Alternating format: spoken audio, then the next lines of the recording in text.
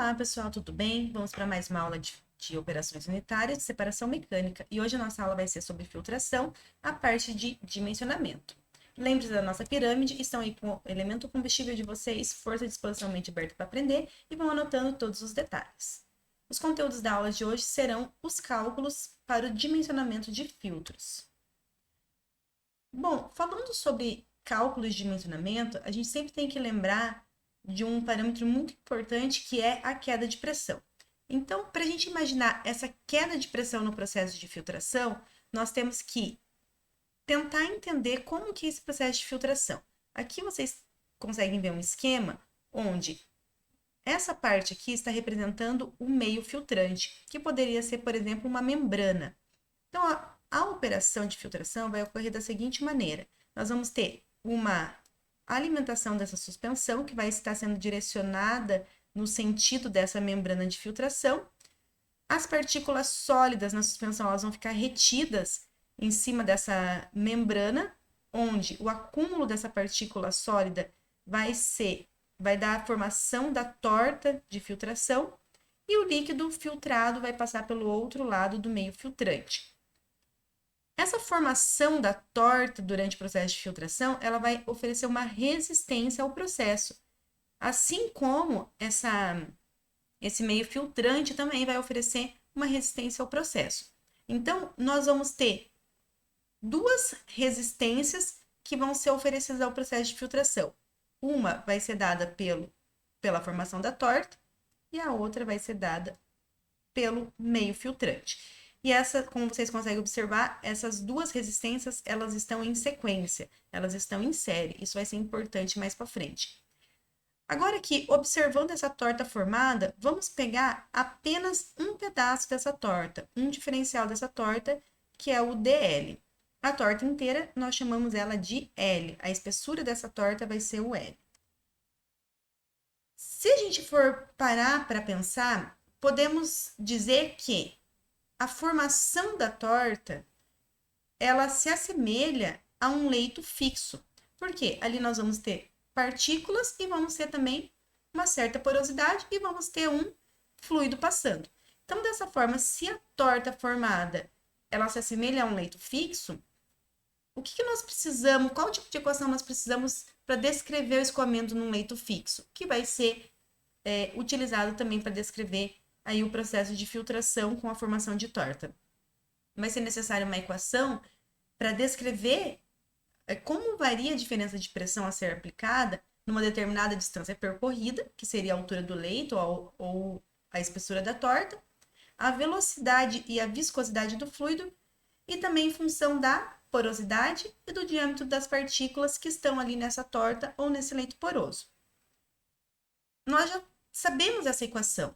Nós temos uma equação que vai descrever o fluxo laminar em um leito empacotado que é dado por Karman-Kozeny. E essa equação ela pode ser utilizada com sucesso para descrever também a resistência oferecida pela torta no processo de filtração. Então, essa equação ela descreve a resistência que a torta oferece ao processo de filtração. Então, aqui a gente tem todos os parâmetros necessários que nós precisamos relacionar. A queda de pressão oferecida pela torta, o comprimento ou a espessura da torta, viscosidade do fluido. Esse parâmetro aqui é a velocidade linear do escoamento, que seria a velocidade em direção à membrana filtrante, ao meio filtrante, a porosidade do meio. Então, nós temos uma equação que descreve esse fenômeno, que é dada lá pela equação de Karman-Kozeny, que vocês já viram. O que seria essa velocidade linear, né?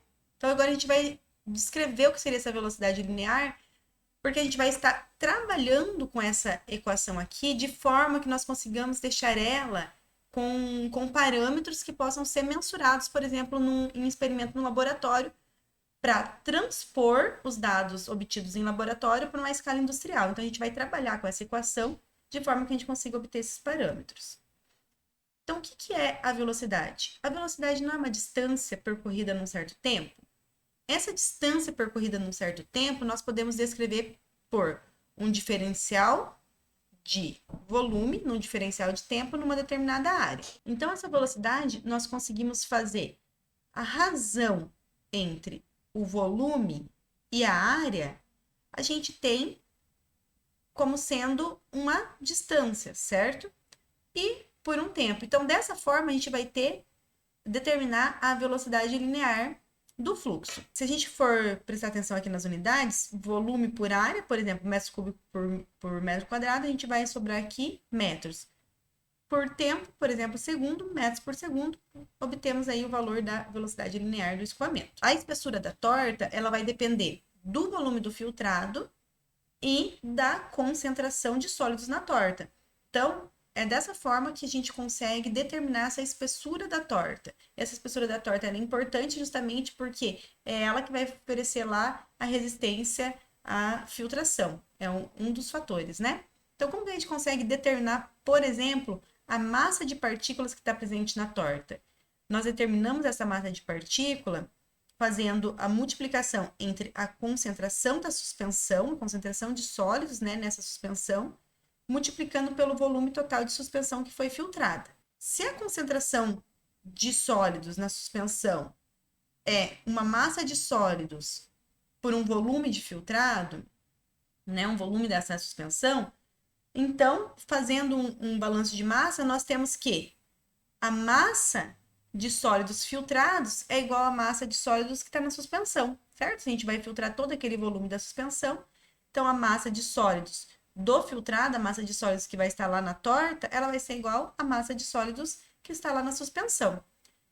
Dessa forma, o que nós temos? Como que a gente consegue determinar essa massa de sólidos do filtrado? Se a gente multiplicar aqui o volume, né, o volume da torta. O que é o volume da torta? É a espessura da torta vezes a área da torta, multiplicado pelo espaço ocupado pelas partículas sólidas. Qual é o espaço que a partícula sólida vai ocupar? É todo o espaço descontando a porosidade, né? Descontando o espaço de vazio. Então, é 1 menos porosidade. E multiplicado aqui pela densidade das partículas sólidas. Isso vai ser igual ao quê? Vai ser igual à concentração de sólidos vezes o volume ali da suspensão. Então, dessa forma, se a gente voltar lá na equação de Karman-Konzeni, o que a gente consegue fazer? Isolando o valor da espessura da torta aqui dessa equação, nós conseguimos substituir esse valor da espessura da torta aqui nesse L, que é a espessura da torta. E também, substituindo o valor da velocidade linear aqui, a equação da velocidade linear nesse parâmetro de velocidade linear, nós vamos chegar nessa outra equação aqui, deixando em evidência esse termo aqui. Dessa forma, nós vamos chamar todo esse parâmetro aqui como sendo resistência específica da torta. Então, esse alfa aqui vai ser a resistência específica da torta, ou seja, é justamente o quanto essa torta oferece de resistência para o processo de filtração.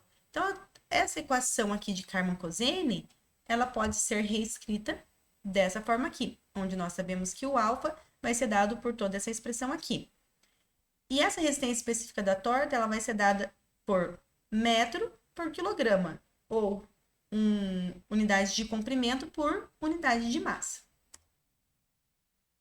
E agora nós sabemos que nós temos também um outro parâmetro, um outro fator que vai oferecer uma resistência à filtração, que é a resistência da tela filtrante ou do meio filtrante que vai estar ali empregado para fazer essa filtração. Essa resistência do meio filtrante, ela pode ser dada por essa equação aqui, onde esse ΔPF é justamente a queda de pressão no meio filtrante. Então, nós temos essas duas equações aqui que representam a resistência oferecida pela torta ao processo de filtração e a resistência oferecida pelo meio filtrante no processo de filtração.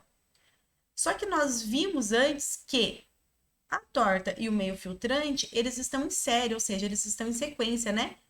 A torta é formada logo acima do meio filtrante. Então, se eles estão em série, a gente consegue fazer a soma dessas duas resistências. Então, se a gente somar essas duas equações aqui, nós vamos chegar nessa outra equação, que é o que nós chamamos de equação fundamental da filtração. Então, é uma equação que vai relacionar as resistências oferecidas pela torta e pelo meio filtrante no processo de filtração. Agora, esse nosso ΔP, ele representa a soma da queda de pressão na torta e no meio filtrante. Dessa forma, se a gente rearranjar essa equação 267, nós podemos chegar nessa outra equação aqui. Então, agora a gente pode simplificar essa equação chamando esses dois termos aqui de Kp e de B. Então, a gente chama todo esse termo aqui. Aqui está o círculo em volta do volume, mas ele tem que estar em volta só aqui desse termo que multiplica o volume. Então, a gente pode chamar esse termo aqui de Kp e, novamente, esse termo aqui que multiplica o RM é RM de B. Então, essa equação ela fica dessa forma aqui, mais bonitinha.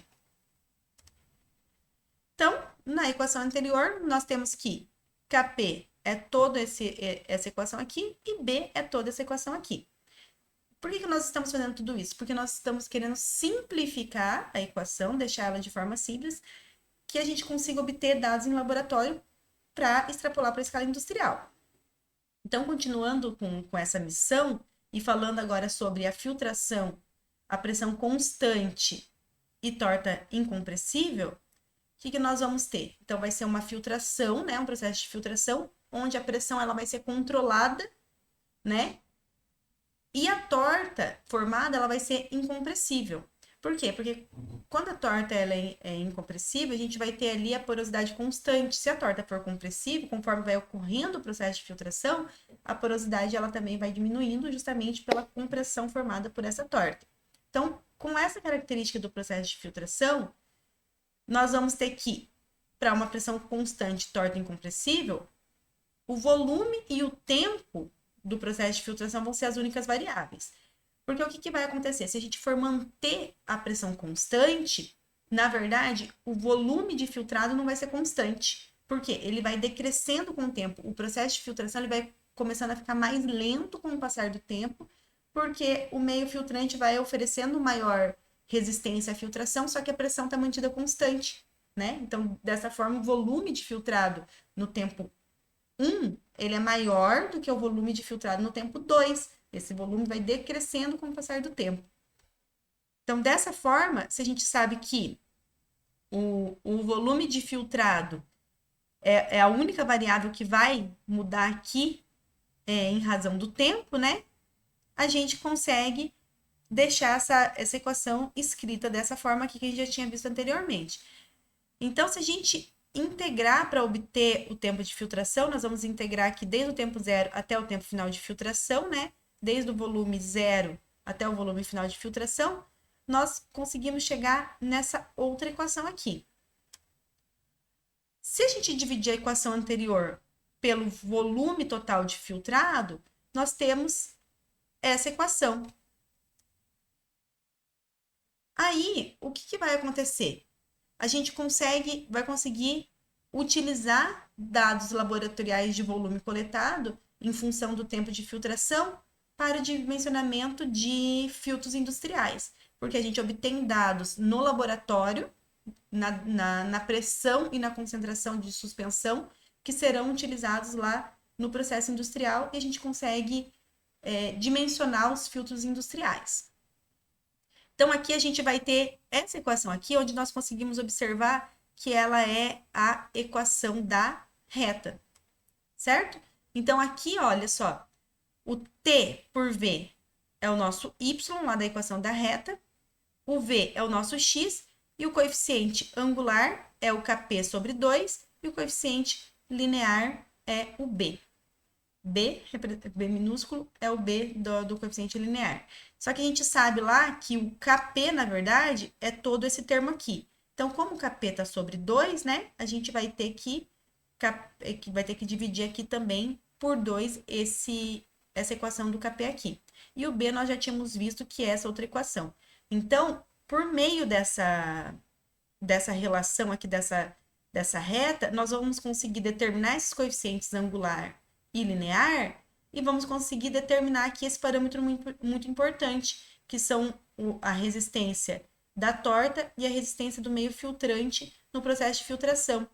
Esses parâmetros aqui de resistência da torta e do meio filtrante, eles vão ser o mesmo, né? Quando a gente vai estar utilizando o mesmo tipo de suspensão, a mesma pressão no processo, eles vão ser o mesmo lá do processo industrial. O que vai mudar no nosso processo industrial vai ser justamente o tempo de filtração e o volume de filtrado. Porque lembre-se lá que eu comentei na aula anterior, que o que muda do processo laboratorial para o processo industrial é justamente a capacidade de filtração. Então, com os valores de Kp e B, a gente consegue determinar, por exemplo, diretamente o tempo de filtração. Por exemplo, a gente quer lá um determinado, já determinamos o valor de Kp e o valor de B, né? Lá com os dados coletados no laboratório. E a gente quer determinar, por exemplo, o tempo, né, que será necessário para a gente filtrar um determinado volume lá no processo industrial. Então, a gente já vai ter determinado quem? As resistências aqui alfa e Rm, que é da torta e do meio filtrante lá pela regressão linear do processo laboratorial. Dessa forma, a gente consegue determinar o tempo no processo industrial. Tempo necessário. E ao contrário também, né? A gente quer realizar um tempo lá a gente tem lá na indústria um determinado tempo para realizar a filtração, um ciclo de filtração. Então, qual que vai ser o volume filtrado nesse tempo? A gente entra nessa equação aqui também, isola o volume e obtém um volume para aquele determinado tempo. Isso porque a gente já conhece esses dois parâmetros alfa e Rm. Então, agora, entrando num outro tipo de filtro, seria o filtro prensa, né? O filtro prensa ele vai possuir um ciclo completo, para completar um ciclo, né, ele vai possuir 3 etapas, que seria o tempo de filtração, o tempo de lavagem da torta e o tempo de limpeza e montagem do filtro. Então, a capacidade de filtrado ele vai ser dado pelo volume de filtrado dividido pela soma desses 3 tempos. Então, é assim que a gente vai calcular essa capacidade de filtrado, que seria um volume de filtrado por um determinado tempo. O tempo de lavagem, ele é dado por essa equação aqui, onde o VL é o volume de líquido utilizado na lavagem. A vazão do líquido de lavagem, ela pode ser dada por essa outra equação aqui, que é o VL dividido pelo TL, volume de líquido de lavagem dividido pelo tempo de lavagem, que também pode ser dado por essa igualdade aqui. E como que vai acontecer? Esses parâmetros alfa e Rm, a gente vai determinar por aquela outra equação que nós já vimos anteriormente. Então, a gente vai relacionar aquela outra equação. Então, aqui a gente também está considerando que essa torta formada é incompressível, né? Agora, falando sobre a compressibilidade da torta. Para tortas incompressíveis, a gente vai ter que a resistência da torta ela vai ser um parâmetro constante. Só que com um aumento na vazão, um aumento proporcional da queda de pressão, ou seja, para a gente dobrar a vazão de filtrado, deve-se dobrar também a queda de pressão. Então, quando a gente tem uma torta compressível, ela vai ser uma função da queda de pressão. Então, a gente tem equações empíricas para determinar essa relação da resistência da torta com a queda de pressão. Essa relação empírica é dada dessa forma, onde esse alfa é a compressibilidade da torta, que a gente calculou lá pelas equações já apresentadas, e esse outro alfa zero que a gente vai obter ele também linearizando essa equação aqui. Então, se a gente aplicar as propriedades de logaritmo na equação anterior, nós conseguimos linearizar ela e deixar ela em formato da equação da reta. Dessa forma, a gente consegue obter, né, vários alfas para vários ΔP. Então, a gente faz vários processos de filtração, né, para diferentes pressões, e a gente vai fazer. Então, a gente vai lá no laboratório, por exemplo, determina um valor de pressão para realizar aquele processo de filtração. E vai manter constante, naquele experimento, a gente vai manter constante aquela queda de pressão e vamos anotando o volume de filtrado. Com esse valor de volume de filtrado em um determinado tempo, nós vamos lá e vamos determinar aquele alfa para aquele valor de queda de pressão. Ok, guardamos essa informação. Vamos lá no laboratório novamente com a mesma suspensão, só que agora nós vamos ajustar o valor da queda de pressão em outro valor.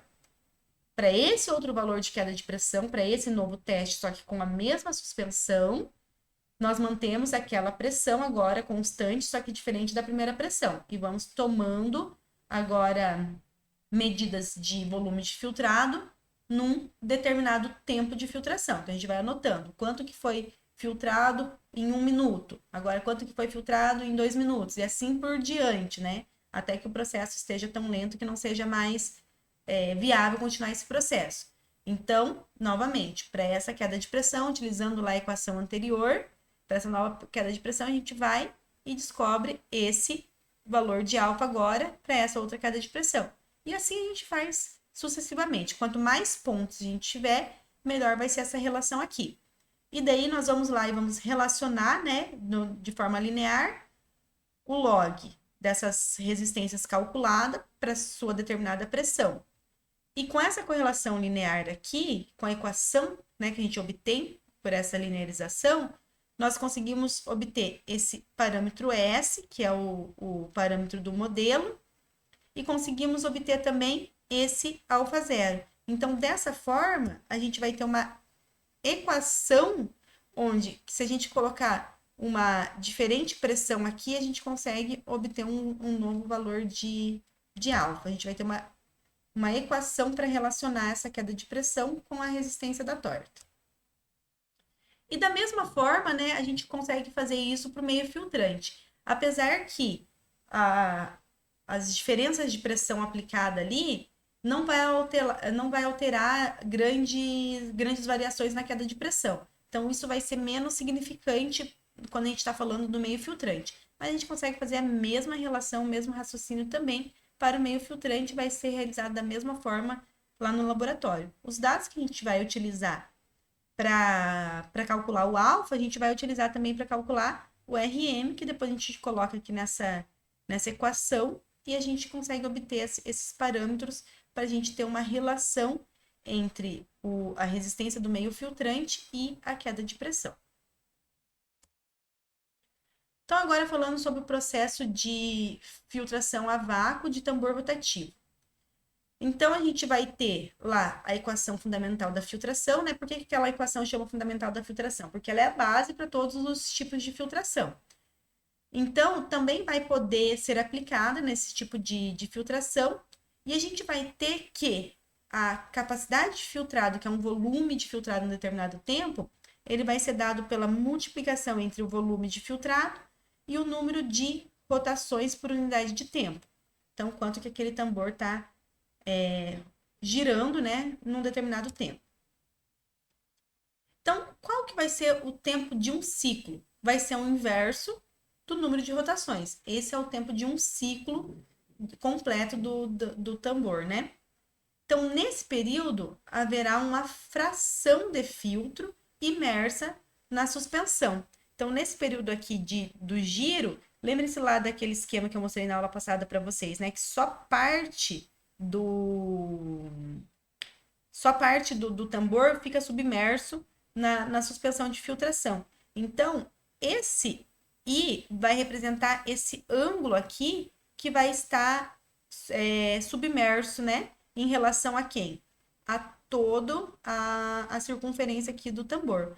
Então, essa fração aqui que vai representar a fração submersa do tambor. quem que vai ser o tempo de filtração, né? O tempo de filtração é essa fração submersa dividido ali pelo número de rotações.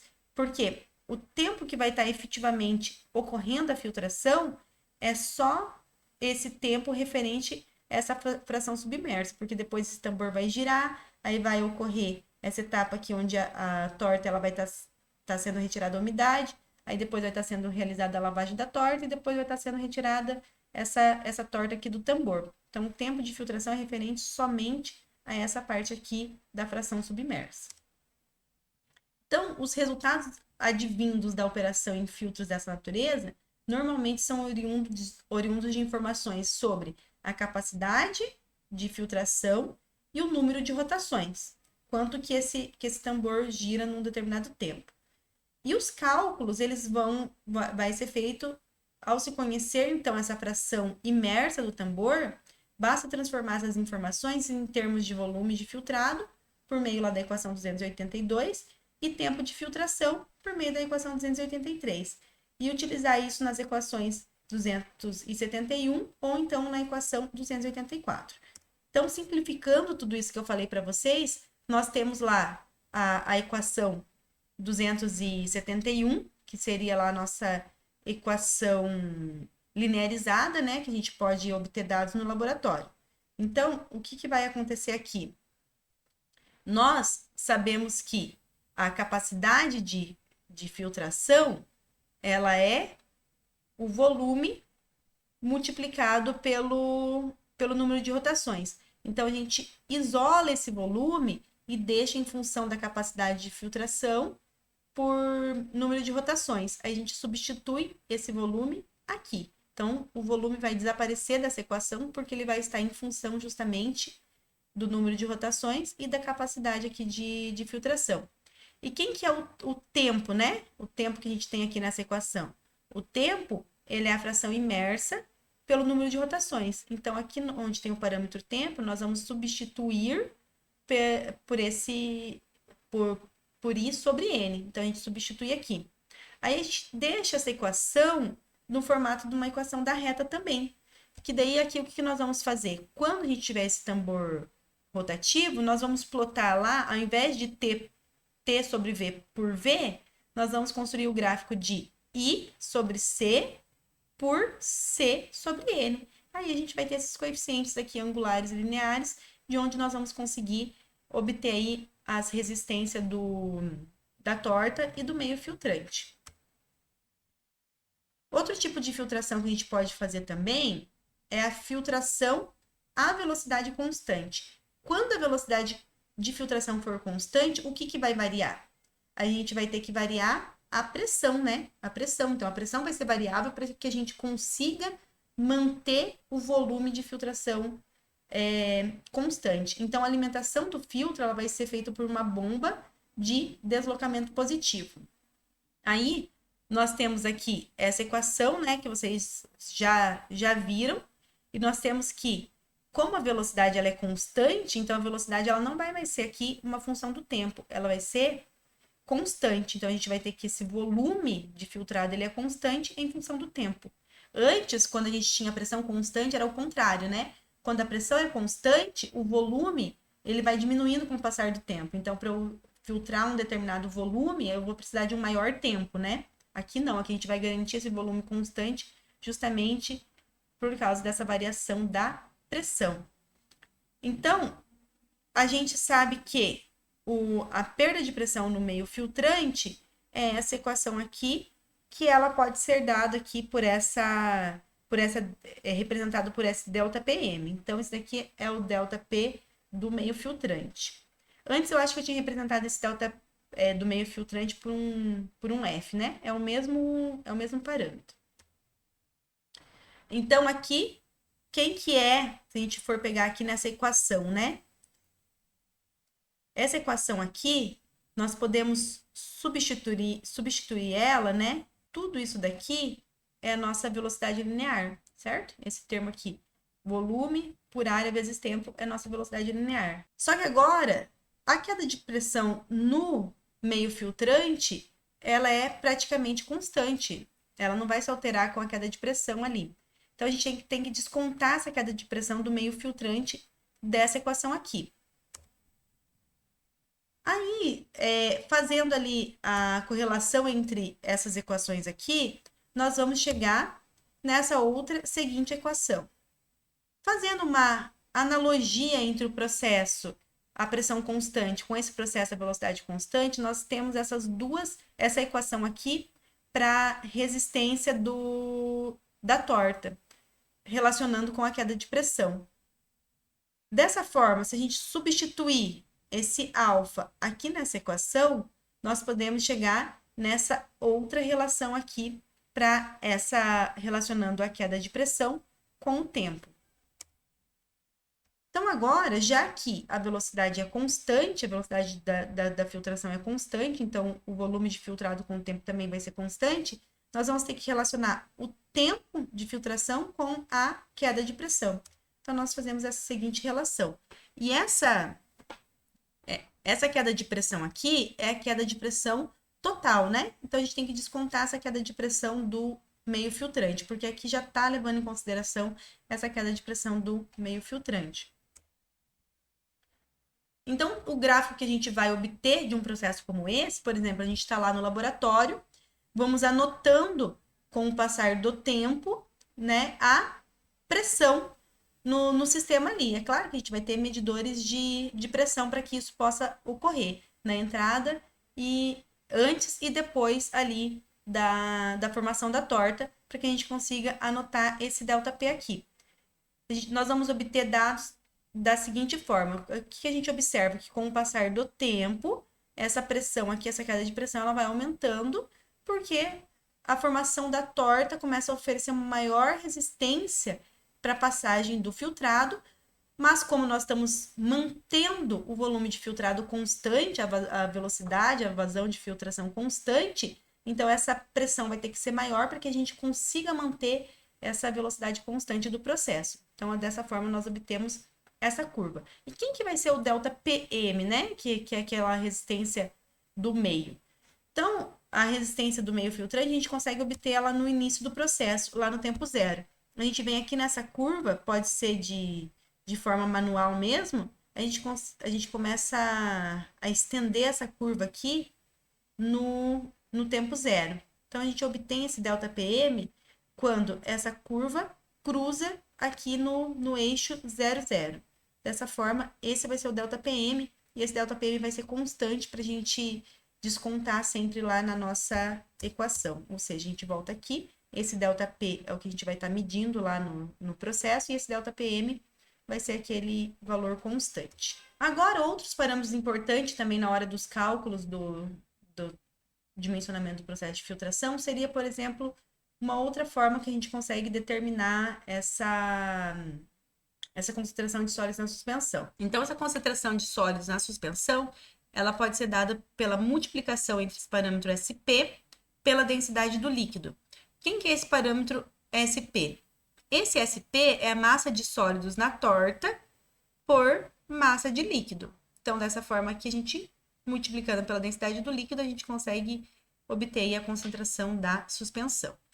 E esse SP, ele pode ser dado por essa equação aqui, onde EP é a fração volumétrica da fase particulada, o V é o volume de filtrado e o VT é o volume da torta.